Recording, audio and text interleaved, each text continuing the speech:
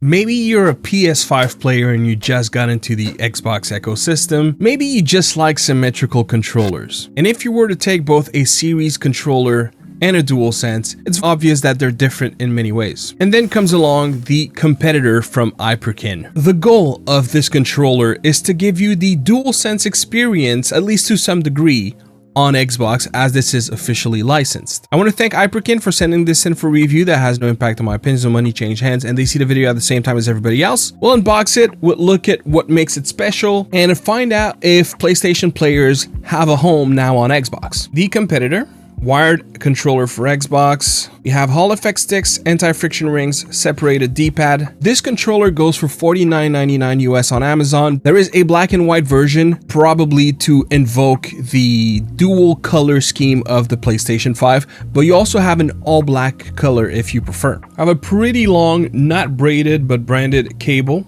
USB-A to USB-C, the controller, and then 2 replacement stick caps. I feel like there's a bit of a missed opportunity here to not include mushroom style caps, but whatever. As we mentioned a moment ago, this is officially licensed, so some of the features you'll find on the Competitor matches what you would expect from Xbox licensed controllers. So for example, you'll have impulse trigger, you have your 3.5mm jack, a couple other things, but we'll look at everything in the video. Starting with the button, so we have a membrane style button, and while it's not identical to a PlayStation one, honestly they did quite a great job, and it's much closer to a PlayStation controller than it is to the Xbox one. For the D-pad, again, it sounds a little different, but we're so close. They did such a phenomenal job. We don't have a tactile style like it is the case on Xbox. This early on, it's really impressive how close they've gotten to the DualSense.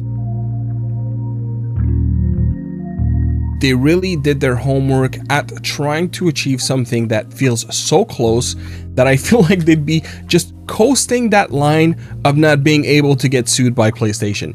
It's dangerously close to the DualSense controller.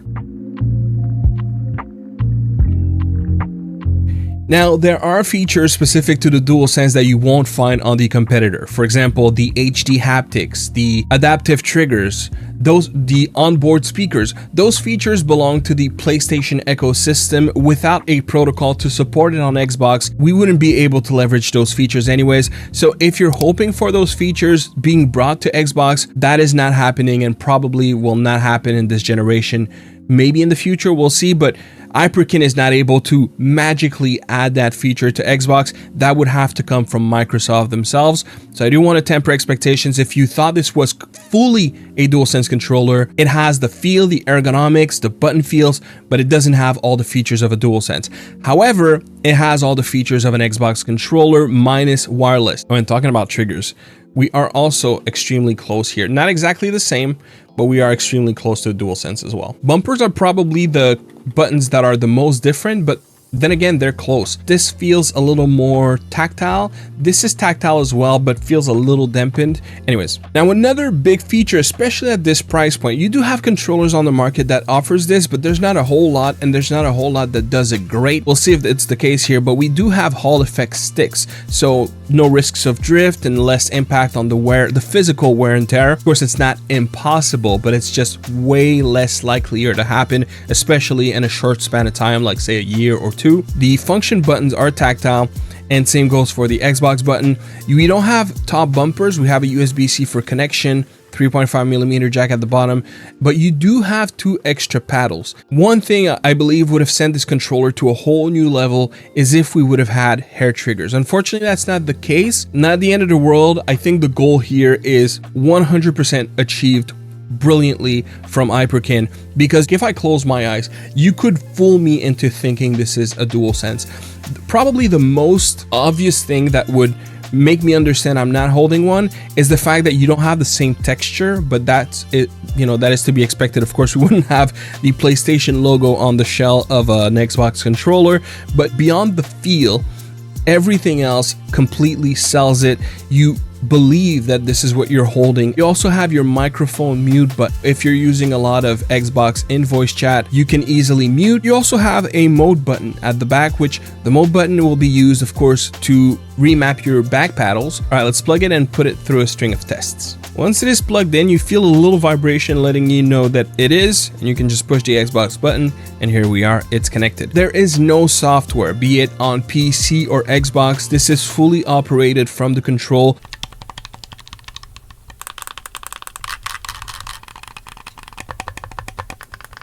Before we jump into Gamepad Tester, you also have metal rings on the stems of your sticks, and you also have anti-skid rings around. So that's another great feel that we have. And I forgot to mention, your back paddles can also be locked. If you don't use them in the game that you're playing, or if you just don't like them, when you lock them, it's not going to move at all. It's not exactly flush to the body. I would have traded that for hair triggers, but it's a cool touch nonetheless. We do have stick tremor, 0 axis snapping, snapback is present. For circularity, we only have corrected, and this is what it looks like. Inner dead zone, we definitely have some of it, not a whole lot. It's hardly any at all. Like if we were talking in percentage, I would say 1, maybe 2% tops. Gap dead zone, I'm not sensing any of it. And outer dead zone, as is customary, we have a little bit of it. Stick tension, we are sitting at 60 TGF, and for reference, DualSense sits at 75. An Xbox controller sits at 60. So while the feel of the sticks, especially if you change the cap, can feel like a PlayStation controller, the tension is more like an Xbox one. And stick resolution, we are sitting at 0.0039. Diagonal focus. A split D-pad like that, I find it can be hard at times if you're not like perfectly aligned, but if I am, it overall does a great job. Rolling test is wonderful. I mean, if you're used to that D-pad, it's a great D-pad for fighters, great D-pad for rolling tests, and this is no exception here. Adjacent directions, you definitely can. So that would mean that the split D-pad is actually not split in the physical notion that allows something like the adjacent direction. Accidental inputs, flawless. Left to right, a little harder to do, so that means we have something that is a little hot in the middle of the pivot. And when it comes to pivot, I mean, yes, you can, and you can also hit no keys at all, so there's definitely one. And actuating from the center, I mean, I always found that PlayStation D-pads are not really good for that, but you absolutely can. It's just, is it comfortable? I don't know. For triggers, oh, we don't have dead zone I mean, if there are any, I can't feel it. It's extremely receptive. End of the actuation. Oh, not really. I mean, you have a little bit. Oh, these triggers are going to be phenomenal for racing. But yeah, you have a little bit of it. Dampening, yes, and it's quite present, even though I usually prefer when you have very little of it, or potentially even none at all. Though we have a fair amount here, it's overall tastefully done. And hair trigger, as we know, it's just not something we can do. But if I remap the back paddle, so by the way, what you want to do to remap is you want to hold mode and the button that you're trying to remap, and now it's going to be flashing. So if I push the right trigger, it just vibrated to let me know that it locked it in. And now if I push the back paddle, I guess that would be your hair trigger. So if you gotta have one, you could technically do it with the back paddles. All right, let's move to gaming.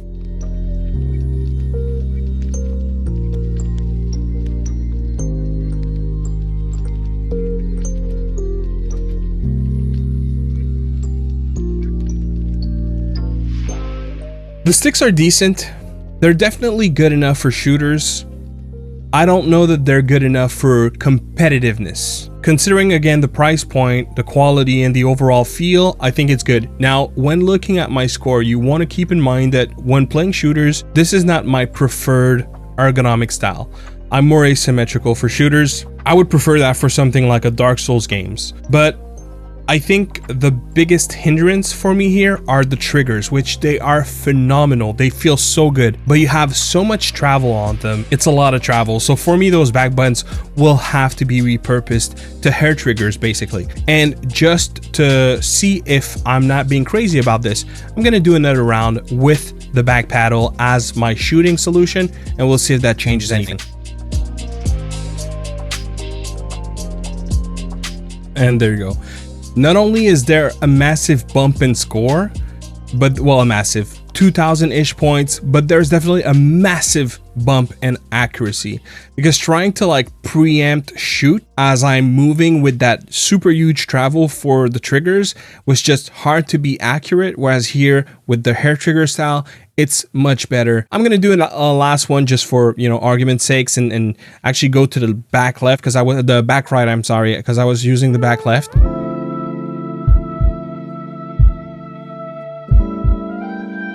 The back paddles really have a satisfying click to them. Oh, here's an interesting thing. So by default, my controller is not being picked up. For some reason, I could not map it on RetroArch, probably because it's a licensed controller. Even though it uses the X input protocol, it doesn't mean that every software that are X input are gonna accept and recognize this controller. To keep it simple, I'm using Street Fighter 6 for today. I mean, it's definitely feeling good. This controller does such a great job at reproducing the feel of the DualSense. If you're familiar with that, you're probably gonna enjoy fighters a lot more on Xbox as well. If anything, I think that specific customer will greatly appreciate that this controller exists.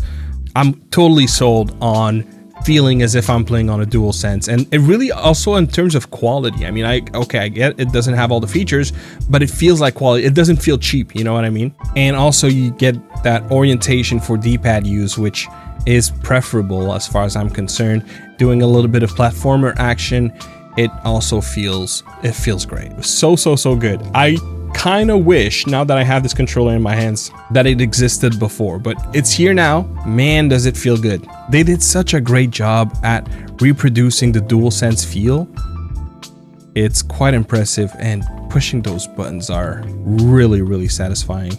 If you play a lot of racing games, oh my god, you need to get this. This is definitely a controller for racing game, probably the best I've used so far. I can't think of another controller on Xbox off the top of my head that I feel I would favor over this for racing games. This feels phenomenal. Great execution on the triggers, and so good to dial in. They could probably have a little less resistance if anything, but what is there just works. And the package deal as a whole, and how you get the full range of them, extremely amazing execution from Hyperkin. I would assume that whoever the engineers are at Hyperkin, they probably play racing games, because that cannot be fluke. That feels like it was intentional to have triggers this good. And then we have performance. And being a wired only controller, also being primarily an Xbox controller, though it will work also on Windows, we have something that caps what Microsoft allows, which is 250 Hz, and it hits it pretty much on point with this one. But specifically, one area where I want to point your attention is the button latency and the stick latency, and it is so close to the highest possible rating that you would have on 250 Hz, which is going to be 4 milliseconds. So with button latency at 4.95 and stick latency at 6.08, this is a blazingly fast controller based off of the maximum output that it can have. And so the execution is extremely well done.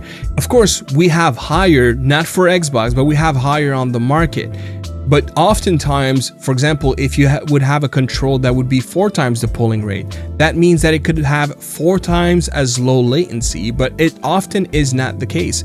So what they've achieved here is impressive in its own right, because again, they're so close to capping that 250 Hz. And what this tells me as a reviewer is that while it is not necessarily the fastest, its stability is through the roof. That shows in the sticks as well, because I was not getting that Hall effect jitter. And with that in mind, let's talk conclusion. So just to recap a couple of things, we have the DualSense ergonomics. This is an X input controller. And also I haven't talked about vibration, which it has both on the grip and in the triggers. Impulse trigger vibration is first party on par with Xbox. So that's also a great execution here. No complaints whatsoever. It sounds, you hear it maybe a little bit more. Truly, this controller impresses me. I haven't had a whole lot of Hyperkin's controller, if I'm being honest. I don't know if they always execute with that level of accuracy, but this controller is set out on a mission, which is to give you a DualSense experience on Xbox, and I don't know if any company could have done better, quite frankly. This is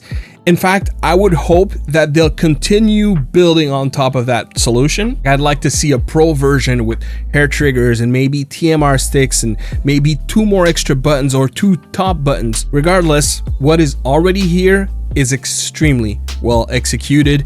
And if you are an Xbox player primarily and you want to add a controller that, yes, will give you another option, but will also take you in a completely different direction, I can't think of anything better. And you know, with the upcoming Bloodborne Xbox remaster that's coming, that probably will, yeah, got you. That'll probably be the best controller to play Souls-like or play a lot of third-person games as well. And it's gonna do fine for first-person, phenomenal for racing, and probably one of the peak options if you're not going for like something like the Victrix Pro BFGs. But for fighters, I think this will also take a lot of people into the distance. And that brings me to that conclusion. Should you get it? Yes, definitely. Whether you are an Xbox player or you are a PC player also, you don't care for the extra features that DualSense has, and I'm speaking specifically on PC at this point in time, this is awesome. This is a great control. I can see myself use this controller when I'm looking for that DualSense experience. I don't feel like I'll be compromising using this one, except if it is a Sony first-party title. That's where the exception would be drawn. As far as just enjoying my experience and having something that I believe will help me have a good experience in terms of gaming, the Competitor does compete with the market very, very well so. Hyperkin, I hope we get to work together again in the future, because honestly, you impressed me with this one. And so that is it. Let me know your comments and thoughts in the comment box. As always, if you enjoyed this review, consider hitting the like and to subscribe to not miss any future ones. I'm Clef. Thank you very much for watching, and I'll see you on the next one. Peace.